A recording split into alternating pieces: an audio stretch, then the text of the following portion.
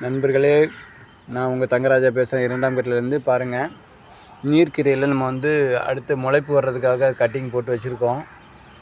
இதில் ஒன்று தான் முளைப்பு வந்திருக்கு பாருங்கள். இது என்ன, நான் கீழே அதாவது எங்கள் வீட்டு பக்கத்தில் காம்பவுண்டில் வச்சுருந்தேன். இப்போ மொட்டை மாடிக்கு எடுத்துகிட்டு வந்திருக்கேன். நீங்கள் இதை ஒரு 10 நாள் கழித்து நான் உங்களுக்கு வீடியோ போடுறேன் பாருங்கள். அவ்வளோ சூப்பராக இருக்குங்க. ஒவ்வொரு மாற்றம் அதுக்கு ஃப்ரீயாக இடம் கொடுக்கும்போது எப்படி வரும்ன்றது தான். கண்டிப்பாக ஒரு 10 நாள் கழித்து நான் உங்களுக்கு இதே வீடியோ போடுறேன். அதே போல் பாருங்கள், நமக்கு நீர்க்கீரைகள் எப்படி இருக்காங்க பாருங்கள். பார்த்தீங்களா, நம்ம கட் பண்ணியே ஒரு 10 நாள் 15 நாள் தாங்க இருக்கும். சூப்பராக இருக்காங்க பாருங்கள்.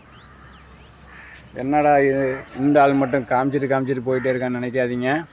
கண்டிப்பாக நீங்களும் முயற்சி பண்ணுங்கள். இது மாதிரி பல மடங்கு உங்களாலையும் செய்ய முடியும். தயவு செஞ்சு நண்பர்களே, உங்களோட குழந்தைங்களுக்கு தயவு செஞ்சு இதெல்லாம் காமிங்க, சொல்லுங்கள். நீங்கள் சொல்கிறதுனால உங்கள் குழந்தைங்க செய்யாதீங்க, அது மட்டும் கன்ஃபார்மாக மறந்துடாதுங்க.